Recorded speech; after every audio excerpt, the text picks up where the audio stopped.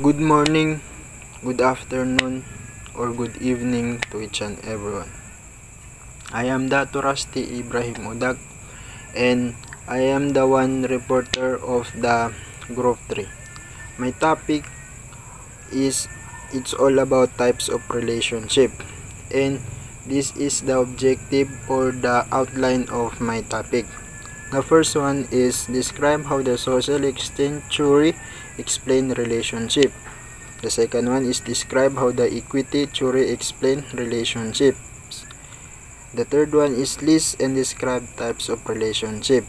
The fourth is define love and describe its three components according to Sternberg. And the last one is define jealousy. Okay, the first one is social exchange theory.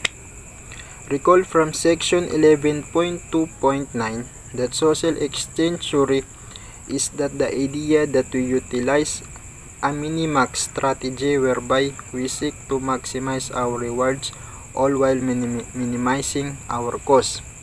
Ang ibig sabihin nito sa social exchange theory ay ito na yung isang relasyon or isang relationship kung saan minamaximize natin yung mga posibleng magandang mangyayari sa ating buhay at minimize natin yung mga posibleng hindi magandang maidudulot nito sa ating sarili. Ang halimbawa nito ay kapag ikaw ay nag-aral at ikaw ay nasa isang relasyon o relationship ay kung saan mas pipiliin mo na mas tututukan mo yung pag-aaral mo. Sa madaling salita is mas pipiliin mong hiwalayan mo yung karelasyon mo para mas ma-maximize mo yung magandang may dudulot or yung mga positive na mangyayari sa iyong buhay at mababawasan o mamiminimize yung mga hindi magagandang mangyayari sa iyong buhay. Okay, let's proceed. The second one is equity theory. According to Wallster et al. 1978, consists of four propositions. First, it states that individuals will try to maximize outcome such that rewards win out over punishment. Second, groups will evolve system for equitably apportioning rewards and punishment among members will be rewarded while those who are not will be punished. The third is individuals in equitable relationship will experience distress proportional to the inequity. Fourth, those in inequitable relationship will seek to eliminate their distress by restoring equity and will work harder to achieve this greater than the stress they experience.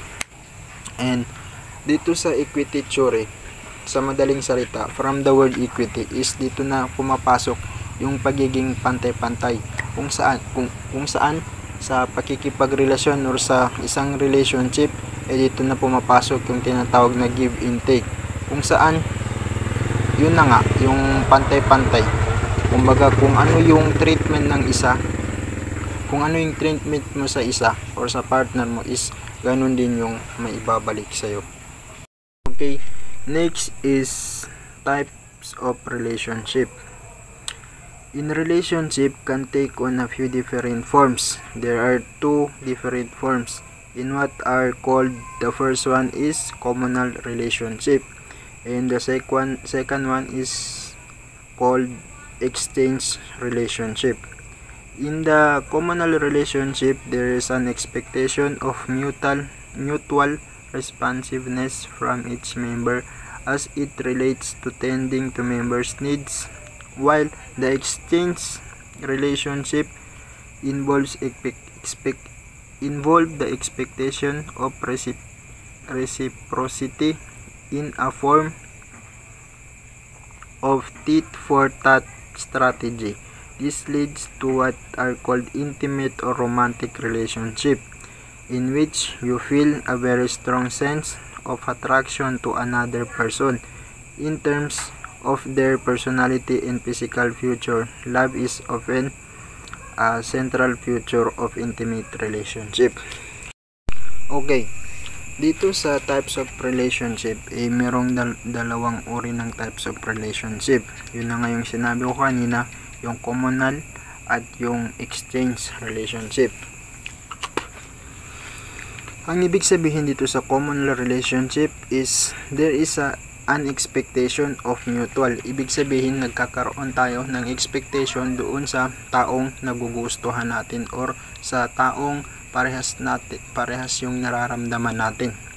Kumbaga nagkakaroon tayo kung saan nagkakaroon tayo ng expectation sa kanya, na kung saan nag-expect tayo na baka gusto niya rin tayo, or nag-expect tayo na if ever na may binigay tayo sa kanya is may babalik sa atin. And dito naman sa exchange relationship, it involves the expectation of reciprocity in a form of tit-for-tat strategy that leads that we call intimate or romantic relationship, in which you feel a very strong sense of attraction to another person. At dito naman sa exchange relationship is dito na pumapasok yung tinatawag na very strong sense of attraction to another person in terms of their personality and physical future. Ibig sabihin dito sa exchange theory is dito na yung posibleng ma-attract tayo sa ibang tao, kung saan na-attract tayo dahil sa kanilang pambihirang physical na anyo, or dahil sa kanilang personalidad, or halimbawa kung mabait, kung ano man yung katangian na meron sila, is doon na yung tinatawag na kung saan na-attract tayo. And the next one is love. And let's define what is love. Ano nga ba yung ibig sabihin ng love? Alam naman natin, or kumbaga familiar naman tayo dito sa tinatawag na love, kung sa Tagalog pa is pag-ibig. One outcome of this attraction to another, or the need of affiliate belong, is love. What is love? According to a 2011 article in Psychology Today entitled What is Love and What Isn't, love is a force. Nature is bigger than we are, inherently free, cannot be turned on a reward or off a punishment, cannot be both. And according to Merriam-Webster, love is a strong affection for another arising out of kinship or personal ties, and attraction based on sexual desire, affection, and tenderness felt by lover. So, sa madaling salita, ang ibig sabihin ng love ay yun na nga yung sinabi ko kanina, pag-ibig sa Tagalog, kung saan ang love ay ito ay binubuo ng dalawang taong nagmamahalan, kung saan kumbaga nagkakaroon din dito ng expectation dito sa love. Dito sa love nagkakaroon ng dito nang pumapasok yung jealousy, yung pagsiselos, kasi kapag hindi mo mahal yung tao ay hindi ka makakaramdam ng pagsiselos. At dito sa love is pumapasok din dito yung tinatawag na expectation, kasi once na mahal mo yung tao, ibig sabihin kahit papaano na may mag-expect ka rin na yung mga posibleng ibibigay niya sa'yo or ipaparamdam niya sa'yo.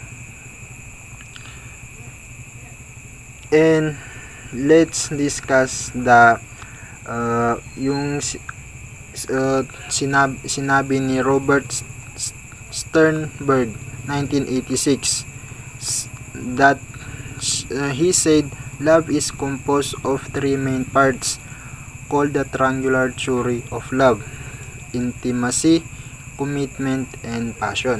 Okay, The first one of the triangular theory of love is, the first one is intimacy. The meaning of intimacy is the emotional component and involves how much we like, feel close to, and are connected to another person. It grows steadily, at first slows down, and then levels off.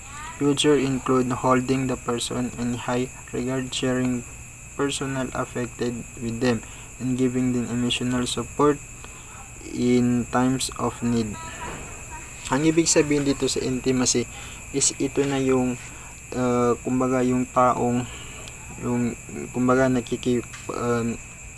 feel close tayo, yung kumbaga kumbaga yung katamtaman lang na kumbaga close natin yung isang tao. And the second one is commitment. Commitment is the cognitive component and occurs when you decide you truly love the person. You decide to make a long-term relationship, begins and is the last to develop usually. Ibig sabihin dito sa commitment is ito na yung sa isang relationship is dito na yung nagkakaroon ng commitment, or yung nangangako tayo sa partner natin na kumbaga mamahalin natin siya ng lubusan, at kung saan dito sa commitment na to is once na nag-failed ito siya is kumbaga magbaback to zero siya, kumbaga kasi wala hindi tulad doon sa doon sa intimacy is parang normal lang, kasi kumbaga yung parang close lang kayo. Katulad ng example doon sa intimacy is yun na yung mga kaibigan mo. Is iba dito sa commitment is kasi yun na, doon na pumapasok yung nangangako kayo sa isa't isa, kung saan dapat na ipinapakita mo na mahal mo yung isang tao. And the last one is passion. Passion is represent the motivational component of love in its first of the three to develop. It involves attraction, romance, and sex. And if a relation ends in passion, can fall to negative levels as the person copes with the loss. At dito naman sa passion is dito na napapaloob yung halimbawa na tayo ay na-attract sa isang tao, ay dito na magsisimula na tayo ay may in love ng sobra, kung saan tayo ay ma-obsess, at kung saan kapag tayo ay at dito rin napapaloob yung romance and sex. And once na tayo ay kumbaga nag-fail yung relationship na yun dito sa passion is magkakaroon ito ng negative, kung saan ng mga negative ng mga negatibong pangyayari. Kasi kumbaga dito sa passion is yun na nga yung ma-obsess tayo, kumbaga lahat ibibigay natin sa isang tao. And merong diagram dyan kung saan mas maiintindihan nyo yung ibig sabihin ng intimacy, commitment, and passion. Halimbawa na lang dito sa non-love, halimbawa kung walang kumbaga walang nabuong pagmamahalan is walang, di ba diyan nakalagay sa diagram is no sa kasi wala ring example.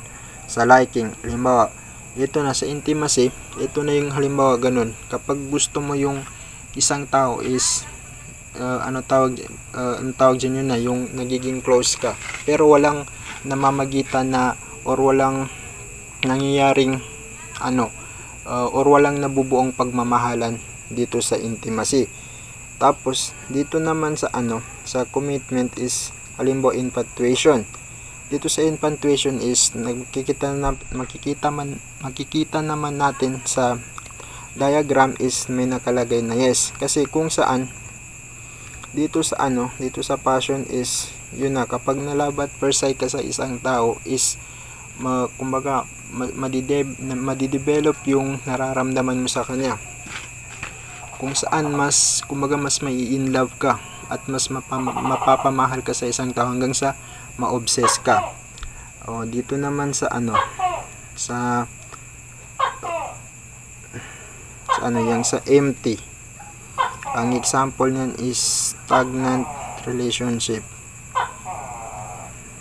At dito sa sa Fatus, ang example is relationship motivated by passion. Yun na nga yung yung commitment, yung magkakaroon kayo ng pangako sa isa't isa.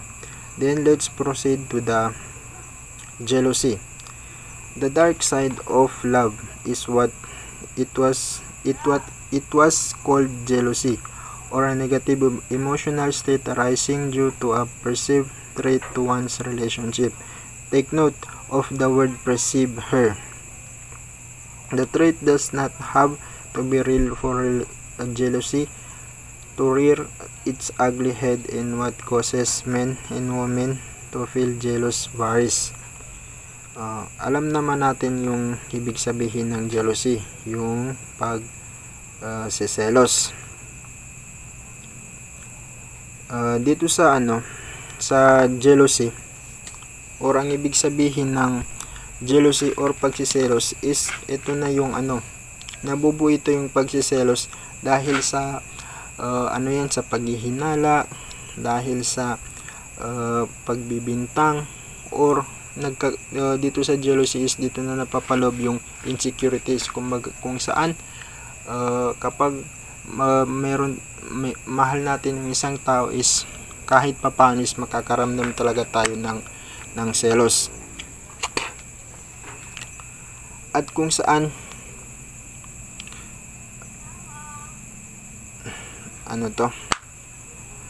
jealousy can be a powerful and painful emotion. In this negative emotion can end almost any relationship. Ibig sabihin nito, dito pwedeng matapos yung relationship no dahil sa jealousy, dahil sa pagsiselos. Kasi yun na yung ibig sabihin ng selos is yung pagiging insecurity mo sa ibang tao. Halimbawa yung partner mo is close sa ibang tao, or masyadong malapit sa mga ibang tao, is yun na, kung ikaw ay mahina yung dibdib mo o mababa yung self-esteem mo, is doon na magkakaroon ka ng pagsiselos. And that's all. Thank you.